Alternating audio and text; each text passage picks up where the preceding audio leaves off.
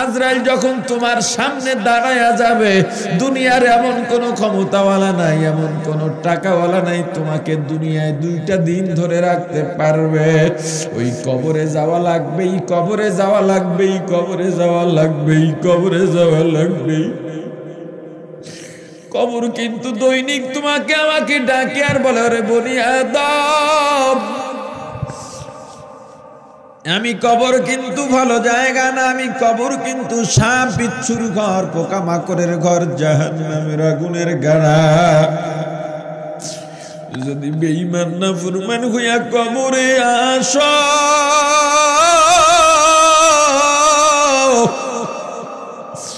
কবরের 2 দিকের বাটি এমন ভাবে চাপ মারব, ডান পাজরের হাড্ডি ভেঙে বাম পাজরে যাবে, বাম পাজরের হাড্ডিগুলো ভেঙে ডান পাজরে চলে যাবে, পালাইতেও পারবা না, নিস্তারও পাওয়া যাবে না। কি উপায় হবে আমার মরণে?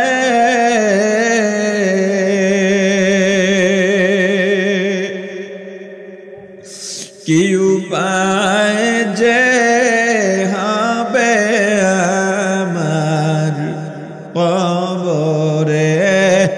কি উপায় যে হবে আমার কবরে? সাথী নাই রে, বাতি নাই রে, কবরে কেমনে থাকব অন্ধকার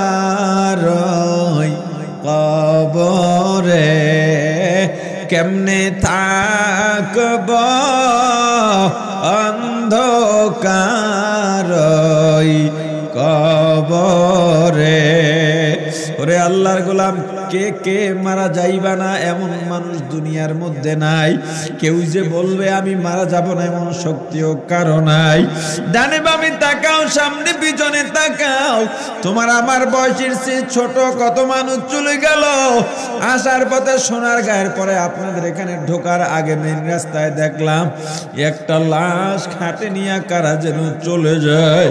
আহারে, কার মায়ের বুক যেন খালি হয়ে গেল, কোন মায়ের বুক যেন খালি হয়ে গেল, কোন সন্তান জানি এতিম হয়ে গেল, কোন ভাই জানি ভাই হারালো, কোন বোন যেন বোন হারালো। ওরে মুসলমান, তুমি আমিও যেদিন মারা যাবো, যাদের জন্য পাগল হইয়া রইলাম, এরা তোমাকে আমাকে একদিনও দুনিয়ায় রাখবে না, একটু ভালো কাপড়ও দেবে না, দুনিয়ার কোনো কিছুই আমার সঙ্গে কবরে যাবে না। অতএব দুনিয়ার মানুষের গোলামি বাদ দিয়া আল্লাহর গোলামিতে লিপ্ত হয়ে যাও। আল্লাহ দুনিয়াতে পাঠাইছেন আল্লাহর গোলামি করার জন্য, ইবাদত করার জন্য।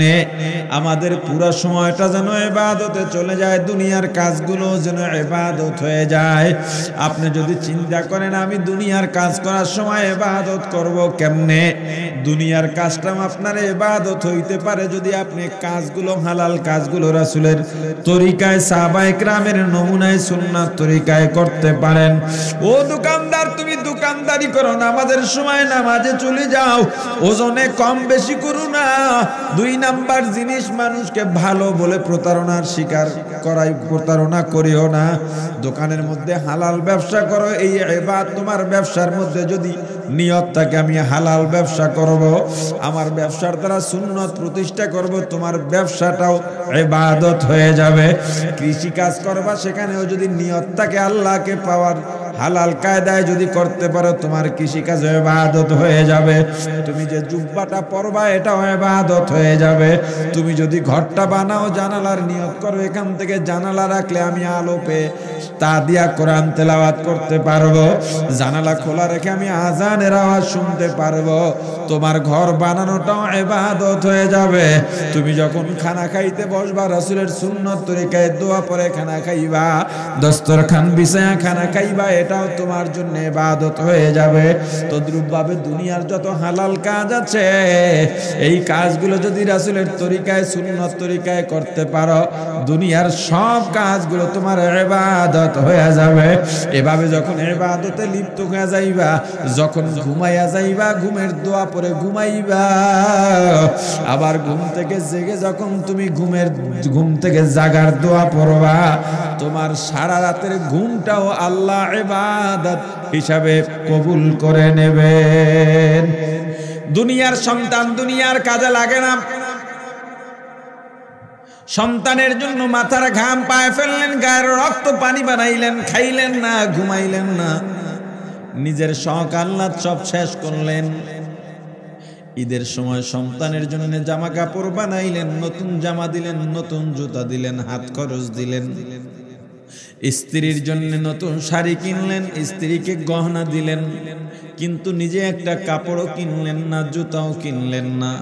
পুরান জুব্বাটা, পুরান পাঞ্জাবিটা, পুরান শার্টটা ভালো করে ধুয়ে ইস্ত্রি করে ঈদের দিন গায়ে দিলেন। এতেই আপনি শান্তি অনুভব করলেন।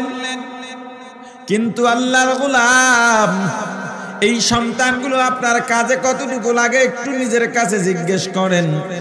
যাদের বয়স 50, 60, 70 বছর হয়ে গেছে, অধিকাংশ বৃদ্ধরা বড় কষ্টে ভুগতেছে, সন্তান বাবার খবর রাখে না। আছে না নাই?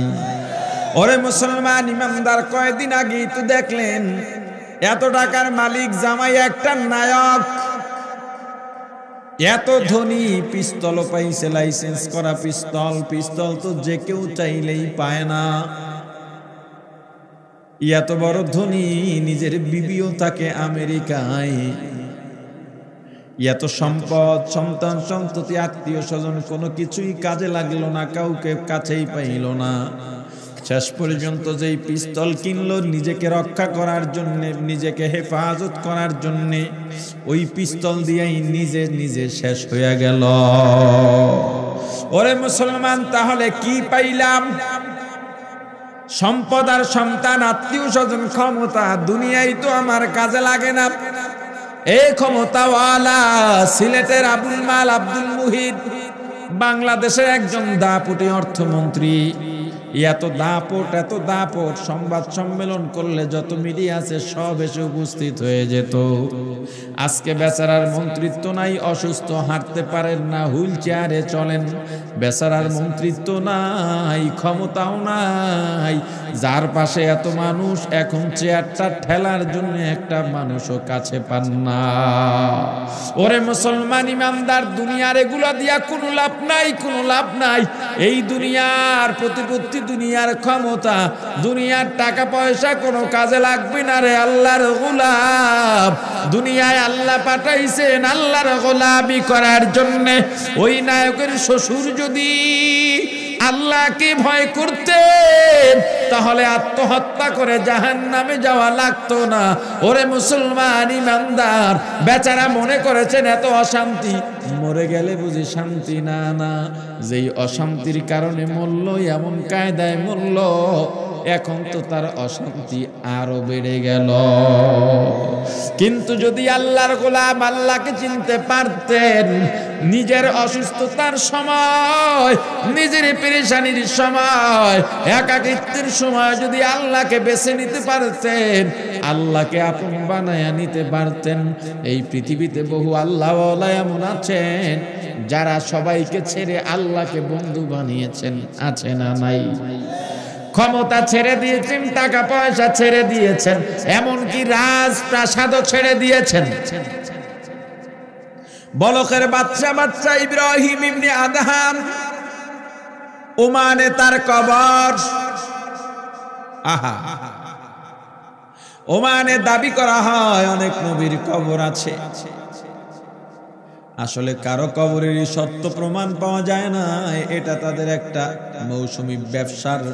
অনেক পর্যটকরা যায়, ব্যবসা রাষ্ট্রীয় খাতে অনেক আয় হয়, এজন্য তারা এগুলো ভাঙেও না। সেখানে ইমরান নবীর কবর আছে দাবি করা হয়, আসলে গিয়েছি, নবীর কবরের পাশে দাঁড়াইলে মনের অবস্থা তো পরিবর্তন হওয়ার কথা। আইয়ুব নবীর কবর দাবি করা হয়, কিন্তু পয়গম্বর আইয়ুব আলাইহিস সালাতু ওয়াস সালাম যেই অবস্থায় ছিলেন, যেখানে মারা গেছেন, সেই অবস্থা তো এমন হওয়ার কথা নয়। শেষ পর্যন্ত জানতে পারলাম ওখানে একজন আল্লাহর ওলি উপমহাদেশ থেকে হজের মৌসুমে ওই পথ দিয়া হজ করতে যাইতেন, ওই সময় ওখানে একটু বিশ্রাম করতেন। ওই লোকটা ওখানেই মারা গেছে, ওখানেই দাফন করা হইছে। ওই লোকটার নামও ছিল আইয়ুব। কিন্তু আমি এই কথাগুলো বললাম, সবগুলোর মধ্যে সন্দেহ আছে, কিন্তু বাদশাহ ইব্রাহিম ইবনে আদহাম রাহমাতুল্লাহি আলাইহির মধ্যে কোনো সন্দেহ নাই। ওমানিরা সাক্ষী দিয়েছেন, অমুক নদীর পারে যেই কবরটা, ওখানে মৃত্যু সাল জন্ম সাল লেখা আছে। লোকটার বাড়ি কই, লোকটার পরিচয় কি কেউ জানে না, শুধুমাত্র ইব্রাহিম ইবনে আদহাম বলখি লেখা। এই লোকটাই নদীর পারে বসে বসে আল্লাহকে ডাকতেন, আল্লাহকে ডাকতেন, ডাকতে ডাকতে এখানেই মারা গেছে, এখানেই তাকে দাফন করা হয়েছে। বাদশাহ ইব্রাহিম ইবনে আদহাম দাপুটে এক বাদশাহ, ক্ষমতাশীল, টাকার অভাব নাই। বাদশাহ ইব্রাহিম ইবনে আদহাম একদিন স্বপ্নে দেখলেন, অথবা বাস্তবেও হতে পারে ঘটনা সত্য। বাদশাহ ইব্রাহিম ইবনে আদহাম এসে দেখেন তার যে বিছানা, ঘুমানোর বিছানার মধ্যে দাসী শুয়ে আছে। ফুলের বিছানা, নরম বিছানায় দাসী শুয়ে আছে, এত বড় সাহস! ঘুমের মধ্যেই চাবুক মারা শুরু করলেন। চাবুকের আঘাতে দাসীর ঘুম ভেঙে যায়। ঘুম ভেঙে যাওয়ার পর বুঝতে আর বাকি নাই কিসের কারণে তার উপরে শাস্তি প্রয়োগ হচ্ছে। দাসী চিন্তা করছে, এখন তো আর নাজাত পাওয়ার কোনো উপায় নেই, চিল্লায় চিল্লায় কাঁদতেছে আর তার কাছে ক্ষমা চাইতেছে। বাদশাহ কোনো ক্ষমা নাই। হঠাৎ করে দাসী কান্না বন্ধ করে অট্ট হাসিতে ফেটে পড়তেছে। বাদশাহ অবাক হয়ে গেল, হেরে দাসী, এতক্ষণ কানলা, এখন কেন হাসতেছো? দাসী ডাক দিয়া বলে, বাদশাহ, আমি এই বিছানা বিছাবার পর চিন্তা করলাম, বাদশাহ তো নিয়মিত এই বিছানায় ঘুমায়, এই বিছানায় কত মজা আছে, একটু দেখা দরকার। আমি মনে করেছি একটু শুয়ে 1 মিনিটের মধ্যে উঠে যাব, আপনি দেখবেন না। কিন্তু সারাদিন আমি পরিশ্রম করি, পরিশ্রম করার কারণে শুয়ে গেছি, হয়তো ক্লান্ত শরীর, নরম বিছানা পেয়ে ঘুমিয়ে গেছি। আপনি এজন্য আমাকে এত শাস্তি দিতেছেন, ব্যথার জন্য আমি কাঁদি, আপনার বোকামি দেখে আমি হাসি। বলে, আমার বোকামি আবার কি? বলে, ওরে বাদশা, 1 মিনিট আপনার বিছানায় শুইলাম, এজন্য যদি আমার উপরে এত বড় শাস্তি নেমে আসতে পারে, কিয়ামতের ময়দানে ওই একই বিছানায় দিনের পর দিন, রাতের পর রাত আপনি ঘুমাইলেন, এই বিছানায় আরাম করলেন, কিয়ামতের ময়দানে আল্লাহ আপনার কি শাস্তি দেবেন, এই চিন্তায় আপনার বোকামি, আপনি যেগুলো কেন খেয়াল করেন না? আমাকে অল্প সময়ের জন্য এত আঘাত করলেন, এত মারলেন, অথচ আপনার উপরে কত আযাব বাকি আছে সেটা কেন চিন্তা করেন না? আপনার এই বোকামির জন্য হাসতেছে। 2 নাম্বার আর একটা ঘটনা, বাদশা চিন্তায় পড়ে গেলেন। কি শুনাইলো দাসী, কি শুনাইলো? এই বিছানায় শুয়ে আছি, আসলেই তো কথা সত্য। দাসীকে যদি 1 ঘন্টা 1 মিনিট শোয়ার কারণে এত শাস্তি দিতে পারি, কিয়ামতের ময়দানে এই নরম বিছানায় শোয়ার জন্য আল্লাহ যদি জিজ্ঞেস করেন, ওরে ইব্রাহিম, নরম বিছানায় শুয়া আমি আল্লাহকে কেন ভুলে রইলি, আমি কি জবাব দেব? চিন্তা করতেছে, ঘুম আসে না, ঘুম আসে না। হঠাৎ তন্দ্রায় পড়ে গেছেন। ঘরের চালের মধ্যে, ছাদের মধ্যে মানুষের পায়চারির আওয়াজ পাইতেছেন। বাদশা ডাক দিলেন, ছাদের মধ্যে কে? উপর থেকে জবাব দিয়া বলে, আমি একজন রাখাল। কি চাও? বলে, উট তালাশ করতে আসছি। গরু খোঁজ করতে আসছি। বাদশা রাগ হয়ে গেছে, ওরে বোকা, তোমার গরু যদি হারিয়ে যায়, উট যদি হারিয়ে যায়, ছাদে কিভাবে উট আসবে, গরু আসবে? যাও গোয়াল ঘরে যাও, উটশালায় যাও, এলাকায় যতগুলো গোয়াল ঘর আছে, উটশালা আছে, গিয়া দেখো সেখানে অন্যান্য গরু আর উটের সাথে মিলে যেতে পারে। উপর থেকে ডাক দিয়া বলে, ওরে বাদশা, আমি যদি বোকা হই তার চাইতে তুমি বড় বোকা। বলে কেন? এই ছাদের মধ্যে যদি উট পাওয়া না যায়, নরম বিছানায় শুয়া শুয়া কেমনে আল্লাহকে পাইবা? বাদশার মনে দ্বিতীয় ধাক্কা লেগে গেল। 3 নাম্বার ঘটনা, মন্ত্রীদের নিয়ে বাদশা সভা করতেছেন, আলোচনা করতেছেন। হঠাৎ করে এক অপরিচিত যুবক বাদশার সামনে হাজির হয়ে যায়। বাদশা ডাক দিয়া বলে, তুমি কে? অনুমোদন কেমনে পাইলা? এখানে জরুরি মিটিং, গোপন মিটিং, এখানে অনুমোদন ছাড়া কেউ ঢুকতে পারে না। আগন্তুক যুবক ডাক দিয়া বলে, বাদশা, আমার ঢুকতে অনুমতি লাগে না। বলো কেন আসছো? বলে, একটু বিশ্রাম নেওয়ার জন্য আসছি। বাদশা ডাক দিয়া বলে, এটা তো বিশ্রামাগার নয়, এটা তো মেহমানখানা নয়। যুবক ডাক দিয়া বলে, এটাই বিশ্রামাগার, এটাই মেহমানখানা, এটাই মুসাফিরখানা। বাদশা এবার রাগ হয়ে বলেন, রে আহম্মক, আমি বলছি এটা মেহমানখানা নয়। যুবক ডাক দিয়া বলে, ওরে বাদশা, এটা যদি মেহমানখানা না হয় আমাকে জবাব দাও। এই যে বাদশা, তুমি এখানে রাজপ্রাসাদে বাদশার আসনে বসে আছো, তুমি কি কিয়ামত পর্যন্ত থাকবা? বলে না। শুরু থেকেই কি তুমি এখানে ছিল? বলে না। তাহলে তোমার আগে কে ছিল? আমার বাবা, তার আগে তার বাবা, তার আগে তার বাবা, তোমার পরে কে আসবে? আমার ছেলে, তারপরে তার ছেলে, তারপরে তার ছেলে। তার মানে তুমি এখানে স্থায়ী নও? বলে না, আমি এখানে স্থায়ী নই। ওরে বাচ্চা, যেখানে কেউ স্থায়ী থাকতে পারে না, ওইটা মুসাফিরখানা ছাড়া অন্য কিছু হইতে পারে না। قال النبي صلى الله عليه وسلم كن في الدنيا كأنك غريب أو عابر سبيل أو كما قال النبي عليه الصلاة والسلام। ওরে বাচ্চা, তুমি কি রাসূলের হাদিস পড়ো নাই? আল্লাহর রাসূল বলেছেন, দুনিয়াতে এমন ভাবে চলাফেরা করো রে উম্মত, যেন তুমি দুনিয়ার মুসাফির না হয় পথিক। মুসাফির যেমন ঘরবাড়ি সঙ্গে নিয়ে যায় না, পথিক যেমন অনেক কিছু সঙ্গে নিয়ে হাঁটে না, দুনিয়ার জীবনে তুমি পথিক, তুমি একজন মুসাফির। यहाँ हम सब मुसाफिर हैं, कब्र आकर ठिकाना, कोई आगे रवाना है, कोई पीछे रवाना। ওরে আল্লাহর গোলাম, কার মায়ায় পড়লা, কার মায়ায় পড়লা? কিসে তোমাকে আল্লাহর দিক থেকে ফিরায় রাখলো? বাদশা ইব্রাহিম ইবনে আদম আর দেরি করেন নাই, রাজপ্রাসাদ ছেড়ে আমার আল্লাহর তালাশে বের হয়ে গেছে। আমার দয়ার মাওলা রে,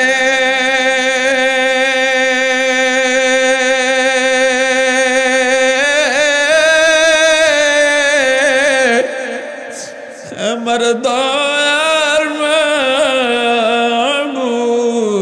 মাবুদ রে,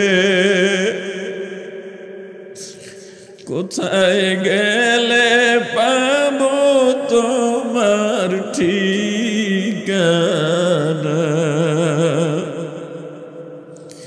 কোথায় গেলে পাবো তোমার ঠিকানা? তোমাকে পাইবার আসে